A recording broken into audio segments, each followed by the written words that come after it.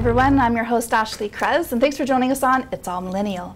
Here we discuss interesting topics relating to a large segment of our population, better known as Generation Y. Today's show we're talking about making friends beyond school, especially for millennials. And here with us to share their thoughts are Paul Lavergne, a relationship therapist at The Turning Point, and Sonya Singh, the Director of Marketing and Communications at the Royal York Fairmont. Welcome. Thanks for having us. Oh, you're very welcome. So, such an interesting topic, right? Making friends after school. I mean, it goes beyond, you know, those days of back in the kindergarten, right? And making friends. So, really, I mean, what is a friend? We're in an era of digital, you know, digital media, digital marketing. So. Yeah. Well, just some thoughts I have on that. I mean, really, I think in the last 10 years. The word friend has sort of changed its meaning. You know, it's like Facebook, and how many friends do you have on Facebook? And you know, I'm a little more from the generation of you know, friends or people that you have lots of face-to-face time with. You do things together, you interact, you get a sort of you know, to me a friend is someone that I have an affinity for, an affection for, and that really comes from spending time. So I'm all on the social media. I'm on Facebook and Twitter and all that.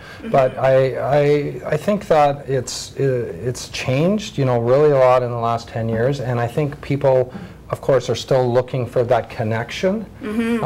And I think that things like Facebook and Twitter and Pinterest and all these sites facilitate that to a point, but I'm not sure if it really always takes people to you know, that place where they really feel that they're building solid relationships through that. So what do you think? Well, and I agree, and I think being part of your generation, it is different. We have our friends who have offered us support outside of Twitter and Facebook and have helped us grow and overcome challenges, and that's what a strong friend to me is.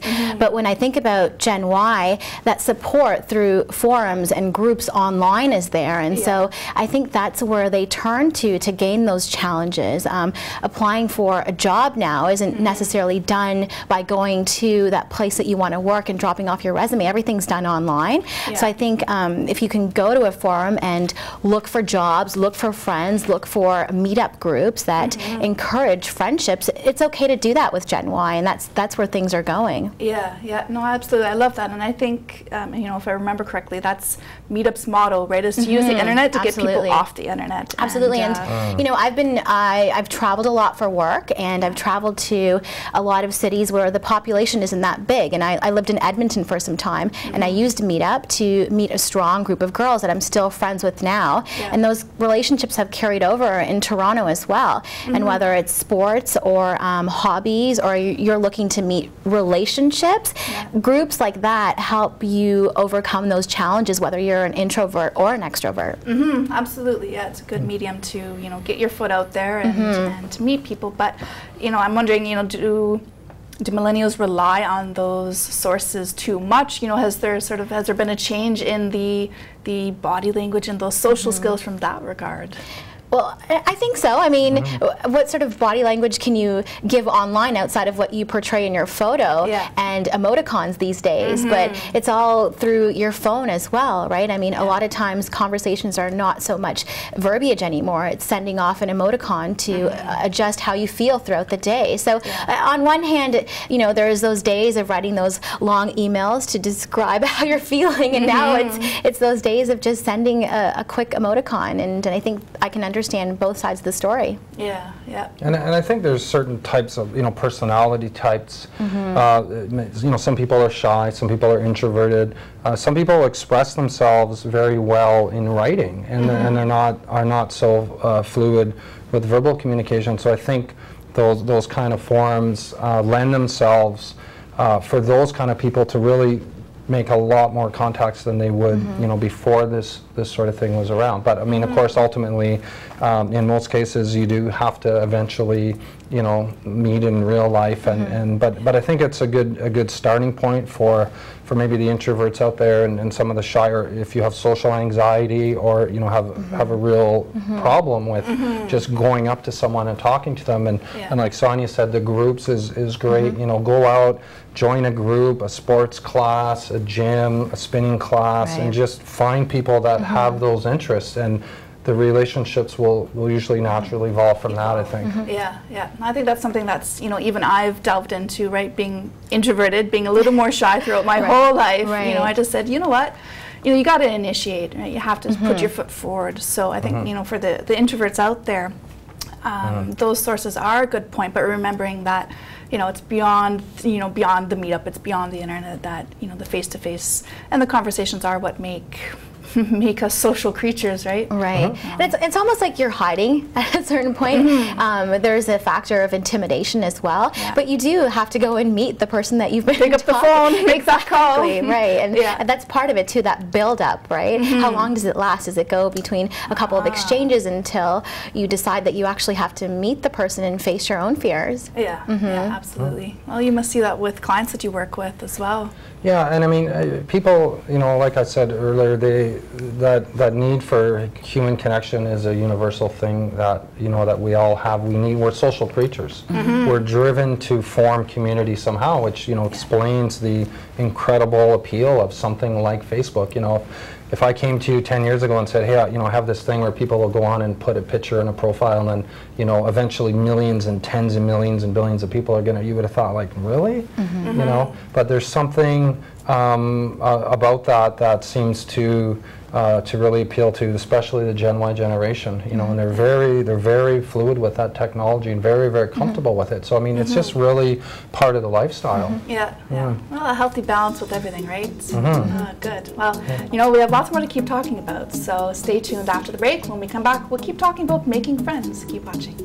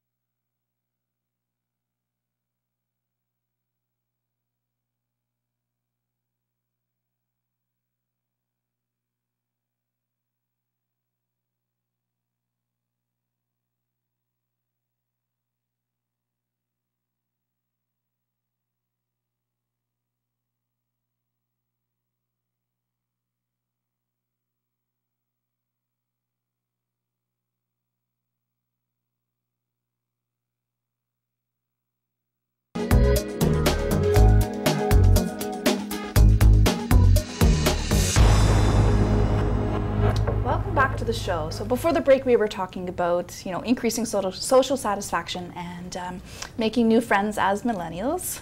So here we are, talking about making friends, right? Such an important and interesting topic. You know, I find that sometimes with friendships, there's life cycles to them. What are your thoughts, Paul? Yeah, I totally agree. In my experience, I'm a little older than some of the Gen Yers out there, but you know, I've had different friends for different seasons in my life. You know, there's sort of the group of friends in public school. Sometimes they carry over to high school, but sometimes not. I've moved 29 times, so I never carried a group of friends over. And then a lot of it was the university friends that have stayed with me. But a lot of times, you know, maybe you're into there's a time in your life where you have a certain interest, or you play a certain sport, or you play in a band, and so your friends will tend to be, you know, built around that. But as you change, as people grow, and they change, right? And you may lose those interests, or you know, what I see as people get older is that the biggest change is when someone settles down and marries and have kids. So you're 24, 25, 28. Now you're married, you have a couple kids, but your other, you know, your friend over here is still a single guy.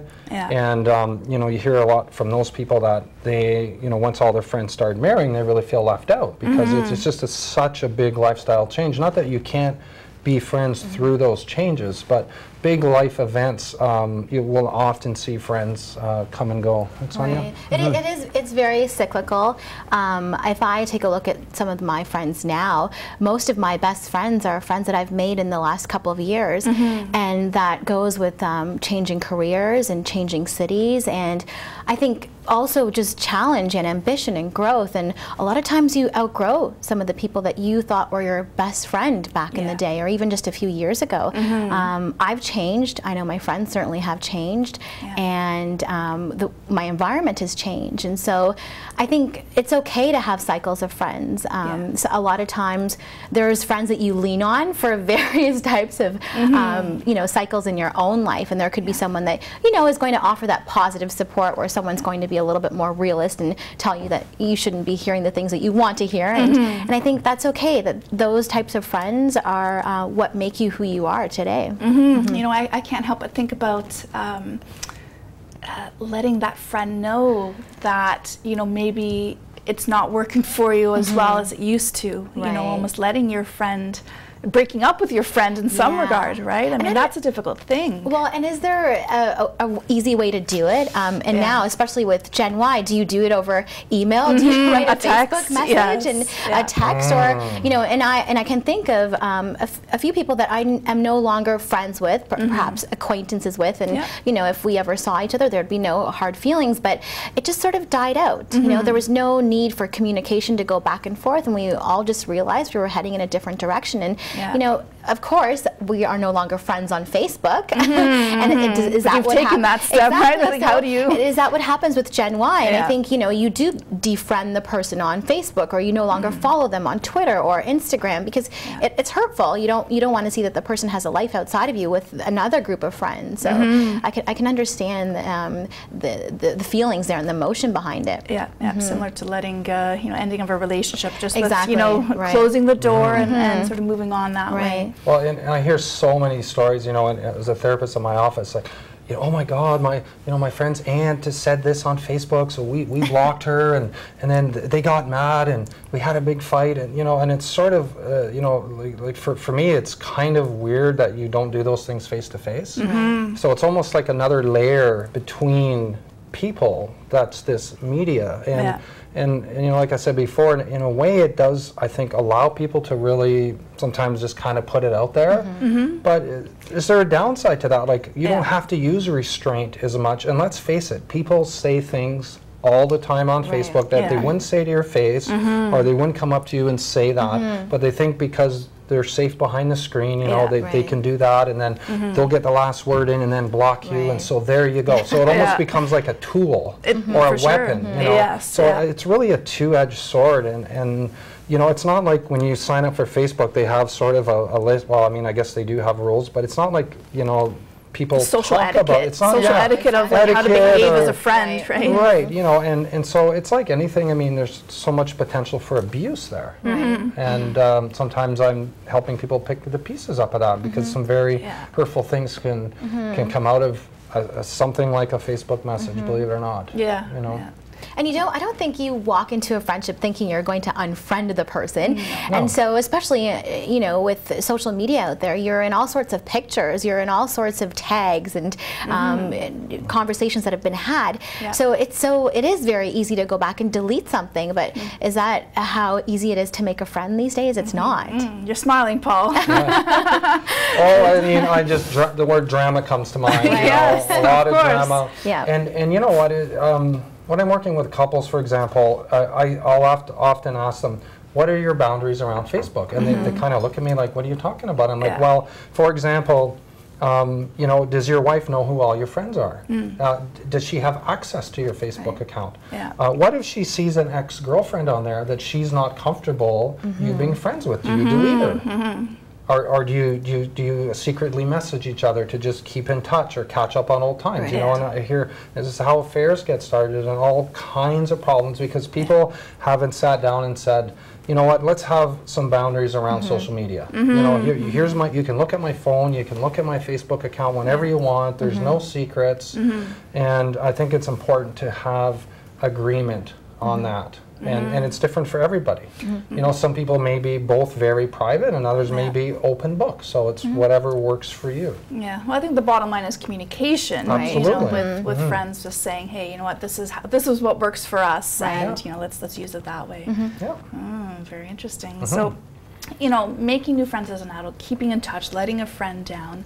I mean, there's so many pieces to it, but you know, boundaries with friends, you know, that's what we're also talking about. Yeah. But how else do you clarify boundaries with friends without, you know, it sounding too awkward, right?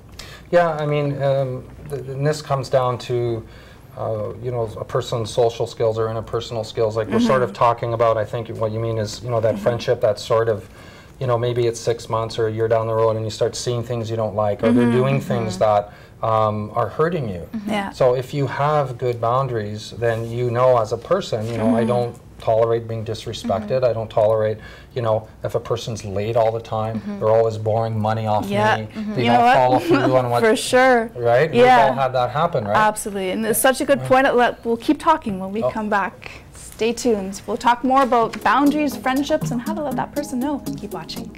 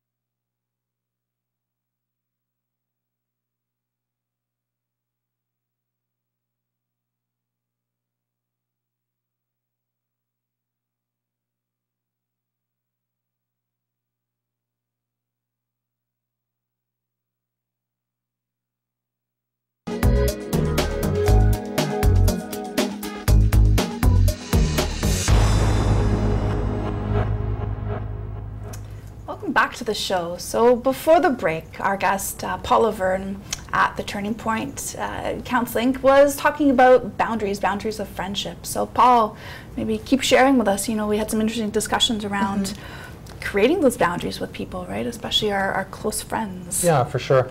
And as relationships sort of go on and develop, you know, the more time you spend with someone, eventually they're probably going to do something that's going to piss you off, right? Yeah. And so there's basically, you know, 3 ways to handle it. You can be a passive aggressive. Yep. You can be very aggressive, or you can be assertive about it.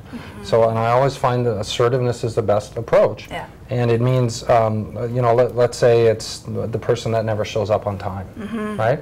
So you just go to them and say, you know what, when you're late a lot, I feel disrespected and I'm not important to you.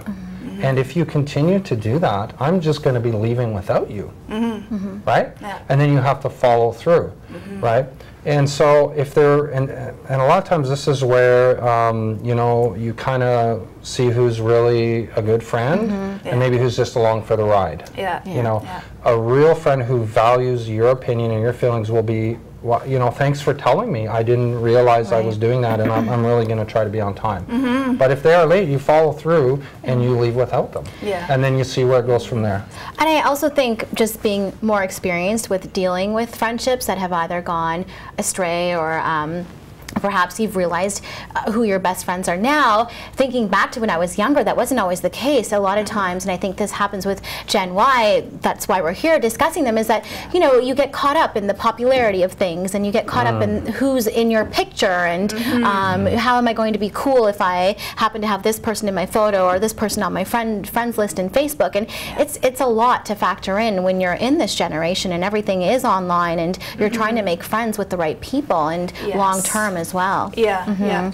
That's an interesting point, you know, sort of about the strategy behind making friends. You know, earlier we were talking about, you know, where to make new friends through, you know, different resources, meetup or groups or activities, but, you know, again, the strategy behind it, right? And does there have to be a strategy? I guess, back in the day, you know, if our relationships were built on meeting people in person or going and, you know, entertaining hobbies, but I guess it's a little bit more strategic, because if you're not on Facebook, am I not going to be your friend because you're not cool enough? Or if you only have 50 friends and I have 500, are we not worthy of being friends? And so I think all that is taken into consideration in this generation, right? And also the lead up into where will this get me as a friend? So if I'm friends with this person, will this help me with a career endeavor, or you know, in another group of friends, or entertain another circle of friends? So I think there are some ego issues maybe involved. There's always ways to take advantage of friendships as well, but I still think you can have real friendships in this day and age. Well, I think it's the win-win-win. Right. You know, what's in it for you? What's in it for me? What's in it for the other person? Exactly. Trying to create the balance between it all. But, yeah, I mean, in any relationship, whether it's a marriage or a friendship, there has to be an equity.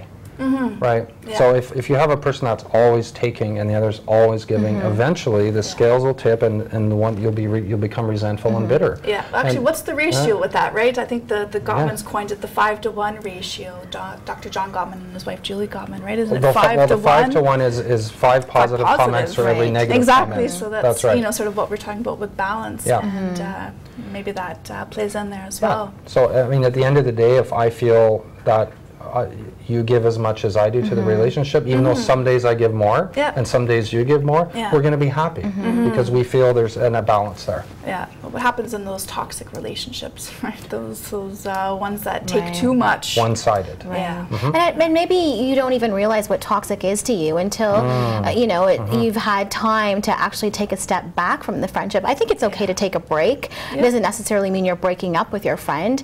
You're taking time to understand yourself and what you need to be challenged, or in terms of motivation, and your circle of friends is going to change just regardless of the fact that you've jumped out of it, right? But how do you tell that person, right? I know we've talked about assertive communication, which is great, but you know, like, now's a time where I need some time to reflect, you know, let's touch base in a couple months from now. Maybe I'm just scared because I work in PR and marketing, so I feel like anything that you say or write in an email or in text comes back to haunt you later, and I wouldn't even want that. So if I would just take a step back, I don't necessarily think that someone needs to understand right away what I'm going through, and maybe that's just me being a chicken. But I think that at some point in time, if the friendship is at that value and of value, then I can always come back and explain. But if that's your real friend, they understand anyways. This is true. This is true. Hoping that they do understand. You know, there's so many different, you know, we've talked about common interests. You know, friends of the opposite sex. You know, do you think that you can maintain friendships with, you know, people of the same sex, people of the opposite sex? You know, is that out there? Yeah, absolutely. I mean, and a difference that I've noticed with the Gen Ys is they do tend to hang around in groups more than when I was in high school. Was, you know, you had a girlfriend and you went out with them, and that was kind of it. And you see Gen Ys now, well, you know, I'll be in Starbucks and like 8 of them will come in and they'll all sit down and hang out, and guys and girls, I mean, like a mixed group. You know, and the younger people I've known talk about, you know, I'm just chilling with friends, hanging out with friends, and they'll go to someone's house, watch a movie, and there'll be, you know, 5 or 8 or 10 guys and girls that are mixed. So. It's more accepted, I think. I definitely think that even within sports, we're all playing together now. You know, everything tends to be more unisex, and it's a lot more accepted. So it's okay. It is difficult, though, I would say, with our generation, if you do get into a relationship and you try to explain to your significant other that you have a friend of the opposite sex, it can be a bit tricky. A little bit. Especially if you're close friends and they don't understand that relationship. Such good points. Thanks so much, guys, for coming on the show and talking today. For more information on our guests and our show, please check out itsallmillennial.tv. Keep watching.